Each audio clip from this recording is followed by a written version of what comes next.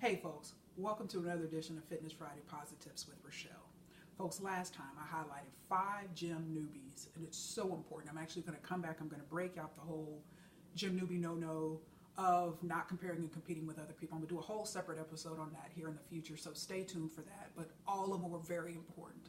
You know, everything, just recognizing that, it takes time to achieve results, all the way to recognizing and mastering body language, the importance of body language, because I think that one is so important.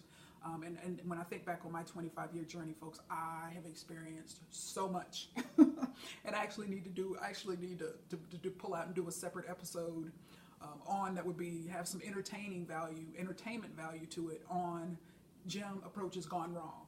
I have certainly seen it all, experienced it all over the years. Very strong approaches to absolutely horrible approaches, and my responses to either. And interestingly enough, last week, I remember it was the day before the polar vortex, actually a couple weeks ago, the day before the polar vortex hit here in Michigan, sat over Michigan for a couple of days. I was actually I was actually at my own gym, Planet Fitness in Commerce, Michigan, awesome gym, and was heading to the locker room. So I just hit the locker room, and there were 2 ladies, they always work out together.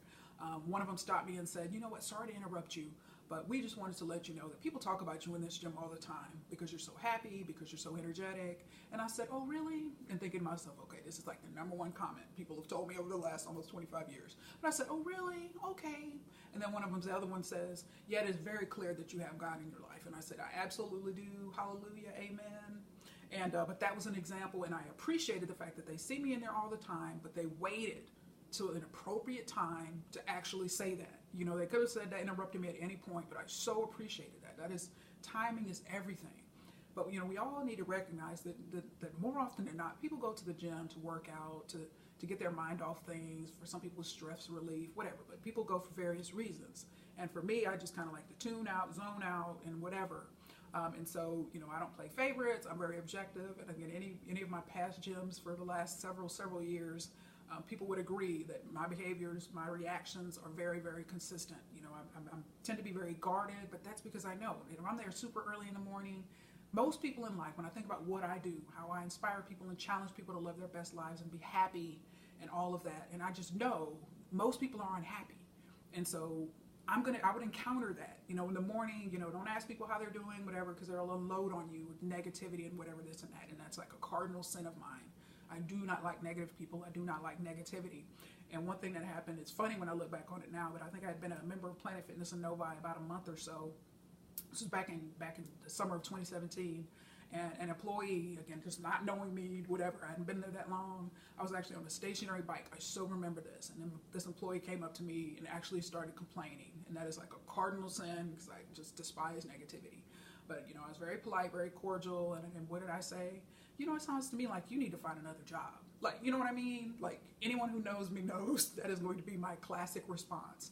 Like, you deserve to be happy. You deserve to be, if this job, any job to anyone is not working out for you, you can't be unhappy in the workplace. All right, we'll talk more about that on the Non-Fitness Friday episode. But folks, wanted to highlight, I'll come back to that, just do a separate episode on gym approaches gone wrong. Stay tuned to that. Stay tuned for that in the future. But this time, I actually wanted to shift gears here and talk about fitness trends. Now, things are always changing in the fitness industry, constantly changing. It's always exciting to see how, when, and where these changes are happening and taking place. So I've got a few here for today. And as I alluded to a few weeks ago, every few weeks or so, I'm actually going to pause and do one of these fitness trends episodes, because it's so important to stay on top of what's going on in the fitness industry. When I think about fitness trend #1, I think about differentiation. Now, this is not a marketing episode, but this importance of differentiation of yourself or your facilities or your chain of facilities versus the competition is huge. Is huge. We're starting to see things like Anytime Fitness running national ads to kick off the beginning of the year, January 1st through the 11th. We're seeing silver sneaker ads. We're seeing YMCA national. I mean, it's just so exciting to see all of these things that we haven't seen in prior years really starting to transpire and take place. So when you think about differentiation, I've got to mention it again, the SWOT analysis. Strengths, weaknesses, opportunities, and threats. Remember, internally, your strengths and weaknesses, you gotta know what those are, because those will help you differentiate yourself, your facilities from the competition, because that is truly where it is. That is truly where it is. And just to take a step back from a macro perspective, we think about marketing, we think about differentiation, market differentiation, you got to know where you stand. You got to know where you stand.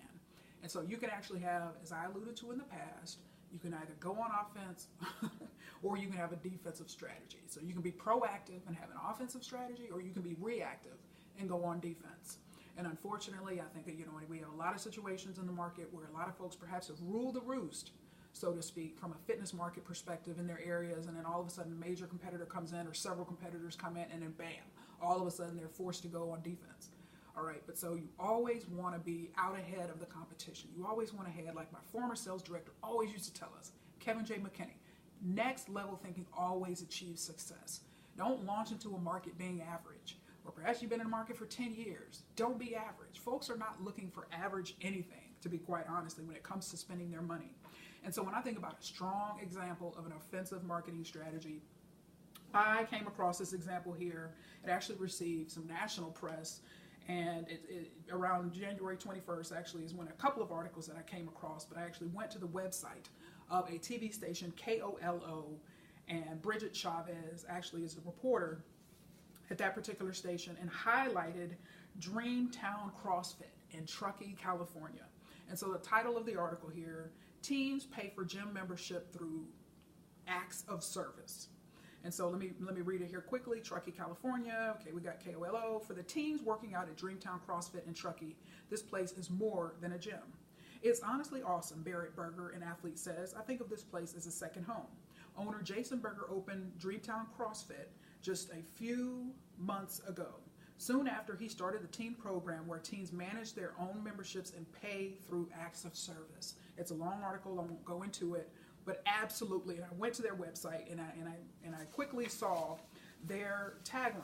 So we think about their, from a marketing perspective, what are some of their messaging? What is their tagline saying? And it is forging strength through community. And absolutely, from a marketing perspective, brilliant tie-in to what they are striving to do in the community. All right, so in lieu of paying membership fees, they are allowing these teens to perform public and community service, which is absolutely fantastic. I mean, it's just a win-win, not only for the facility, a new facility again, to highlight that. And so when you think about typically when new facilities launch, there's the very cost conscious, trying to drive memberships, trying to drive revenues. And for this guy to do something like this was absolutely fantastic. And so when I even think about it too, from a leadership development standpoint, where you've got these young folks that are essentially paying off their gym memberships by serving in the community, by developing their own leadership skills. And so it is just absolutely, I was so tickled pink by this. And I did reach out to this facility, sent an email and said, I just wanted to commend you on the excellent work that you all are doing, partnering with the community and having these young folks do this. Absolutely fantastic. And they wrote back and said, thank you, Rachelle. And so anyway, I'm very quick to do that. And so it's important to know when I actually went to their website. And so it's important to know when you think about the opportunity cost. That's a finance concept. Won't get into all of that. So essentially, when you think about opportunity cost, so the fact that they are doing this, having these teen classes, so that means since these teens are not paying, they're essentially foregoing the opportunity for other folks that may be or could have paid or will be paying. So they're losing revenue, just to simply put it. They're losing revenue. So I went to their website and said, how much are these classes costing now? CrossFit, I've talked about this in the past, not cheap, but folks see a lot of great results with it. And so that's why the value proposition is very strong. So they're able to charge a lot more for it. So a 1 month membership here for individual is $175 a month. So for each of these teens, and I went to KOLO, I went to their website, and I saw it and actually watched the class, watched them interacting. And so they've got a number of teens doing this, so they're foregoing that income, which is with revenues, which is so important, especially early on. That's what just made it so remarkable. Hadn't even been open that long. And so just a great heartwarming, touching aspect of what goes on in a fitness facility, but also going on offense. Going on offense, particularly when you launch, you gotta come strong. You gotta bring it. To borrow from the vernacular, you gotta bring it. You can't be average. Kevin McKinnon, my old sales director, used to say, next level thinking will always achieve success. Don't launch in the market being average. You gotta bring it. You gotta kill it. If humanly possible, you gotta do as much as you can to ensure a strong launch.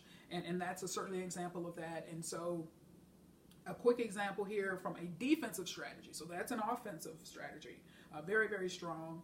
But going on defense, obviously, is what most folks do. Again, you've been ruling the roost, a major competitor opens up down the street. Oh, what are we going to do? We need to remodel. We need to do this. We need to do that. We got to start having membership tiers. We got to buy this equipment. We got to have this to try to keep up.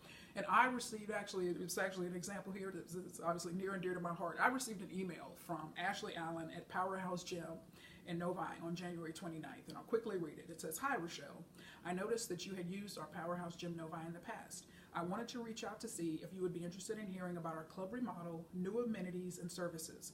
Inquire today to get started on your 2019 goals. If you join now, you will receive 0 enrollment and a complimentary Powerhouse Plus package, which includes towel service, hydro massage, tanning, kids club, and MX4 small group training. Would you like me to set you up with a call to learn more? Have a great day. Ashley Allen, Membership Assistant, Powerhouse Gym." And a few hours later, I replied and said, "No. Take me off this list." So that gym's in my past, it's not in my future. So I wanted to be very clear of that. But that's an example of a defensive strategy. Okay, I was a member there for 5 years. I had a good experience. I wish them nothing but the best and want to see them succeed. But this is an example of a defensive strategy. And when I saw this email, the first thought that came to my mind is Crunch Fitness. Crunch Fitness, which is on the border of Novi and Farmington Hills. And I've alluded to this franchise in the past, and I've been studying this franchise since March of 2017, but absolutely killing it. From an offensive marketing strategy that you just launched on offense. All right, with that first facility in Westland, Michigan, and incredibly strong, and the marketing director hasn't even been there that long, and it was a lot of great activities before that, but now it's just incredibly obvious. They are killing it. And just what are some examples? I'll quickly qualify those statements. We've got a national TV ad for Crunch Fitness, was filmed at the Dearborn, Michigan location of Crunch Fitness. We've got, guerrilla marketing tactics where they're going out, and again, it's a sales-driven culture. Let's be very clear. So we've got folks going out partnering with businesses. You've got, a partnership. They got perks programs where you get discounts at local businesses. Show your Crunch membership card. I mean, partnering with businesses, going out in the community. Again, that's offense. That is offense. A pop-up kiosk in 12 Oaks Mall in Novi, Crunch Fitness, building awareness, but also selling memberships right there at the mall. So a lot of very creative, a lot of very unique guerrilla marketing tactics. But again, going on offense. When you launch, you got to launch strong. No one's looking for average. You got to come on strong. And I think that's just an example, but they're forcing, and I think Powerhouse is an example of that. All right, this is a unique location of Powerhouse where it's 70,000 square feet. Your average Powerhouse will be much, much, much, much, much smaller than that. That was a Fusion Fitness that was bought and created by that gentleman, Mr. Wright, years ago as Fusion Fitness. So that's why it's as large as it is, and it has basketball court and racquetball courts and all of that. But even Mr. Davish, the founder of the franchise, when he bought that franchise, held steady for years and years, but now all of a sudden in a defensive posture. How can I hang on to members? How can I make my facility more compelling? And I certainly respect him for that. Founded the franchise in 1975 with his late brother, but also recognizing the value of, hey, I got to fight for my franchise, I got to fight for business, but a defensive strategy. So you can go on offense or you can go on defense. So those are a couple of examples that I wanted to highlight for you. Moving on, next here is franchising. All right, franchising, in 2019, according to the Association of Fitness Studios, is the #1 trend. And I've alluded to this in the past, where you've got a lot of different franchises that are fairly new in terms of launching, such as Orange Theory Fitness in 2010, that's already hit $1 billion milestone. I mean, 1,000 clubs, and $1 billion was their revenue target. I know that for 2018, and so just very, very aggressive growth in the boutique fitness facility segment. But franchise is a big part of that. And wanted to share you actually Entrepreneur Magazine for 2019. Their top, they have 100 top 500 list that they run for nationally, but also globally. And we'll go back for 2015, 2016. I've highlighted this constantly for Anytime Fitness. They were the #1 global brand across all industries and franchise brands in 2015 and 2016. So that's another franchise that I studied in depth why are they so successful and why they're experiencing such particularly global growth.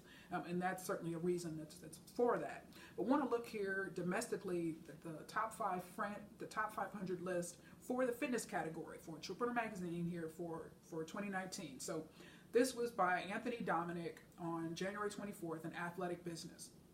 So in the fitness category, we've got number 7, Planet Fitness, leading the charge. That's awesome. Number 20, Anytime Fitness. Number 25, Orange Theory Fitness. Number 94, Jazzercise. Number 112, 9 Round Fitness. Number 18, The Little Gym International. Number 122, Fit Body Boot Camp. Number 134, Club Pilates. Number 148, Crunch Fitness. Number 158, My Gym Children's Fitness Center. So we're starting to see some catering there to young people, to kids. So it was very, very exciting to see this fitness category. And also kudos to Planet for leading the category in 2019. So they're proving the naysayers wrong. They're proving the naysayers, those that question, those on Wall Street that said, for years and years, how is this $10 membership model going to work? Are you going to raise your prices? All of that. And bam. They're making it happen, and those franchisees are making it happen. But just for overall perspective, I wanted to share with you the top 5. So that's obviously just the fitness category, but I want to share with you the top 5 franchises here in this same listing of rankings. So the overall rankings, number 1 was McDonald's, number 2 was Dunkin' Donuts, number 3 was Sonic, number 4 was Taco Bell, and number 5 was UPS Store. And I just wanted to include those 5 for perspective. So you would know kind of, okay, that's a fitness category, but what were the top 5? And that is just so ironic that it's all kind of fast foodish type places. But that's a whole nother separate episode to talk about that. But just exciting times here, but a lot of franchising going on. And a lot of folks, you obviously have the corporate facilities, and they're always at the top of the Club Industry Magazine rankings every year.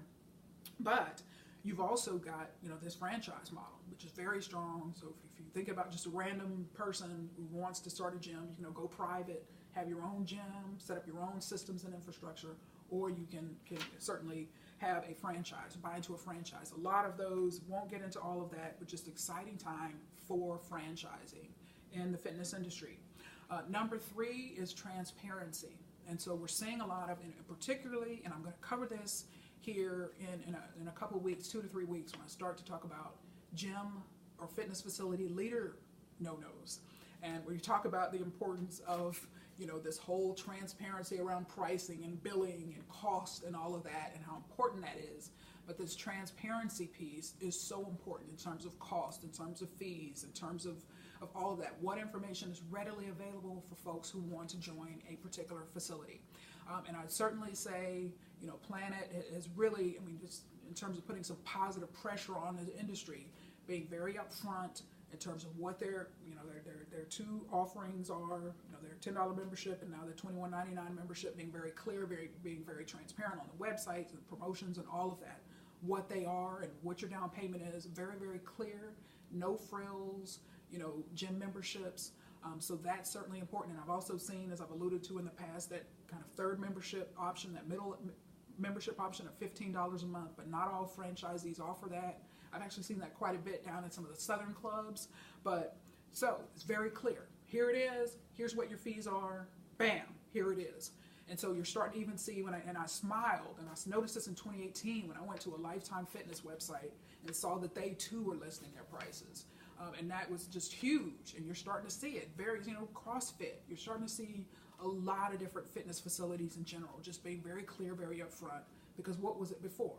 You had to call the gym, you had a facility, you had to go into there, you had to, speak with someone to get this information. Because why? When you do that, the salesperson or the account manager or whomever would have an opportunity to try to sell you, and that's how it went in the past. But now you've got this awesome just transparency and just clarity around what it costs. How much is our membership? Bam. You can't just have all these hidden situations and then you show up and then the person is pressuring you to pay for this $100 a month membership and so whatever. So that transparency piece is key, and we'll continue to see that. And that's a wonderful thing, because the more transparent you are about what your prices are and costs are and fees, the better it will be not only for your facility, but also just for members in general. And I wanted to close out here with this last point I wanted to make here on litigation. Fitness litigation.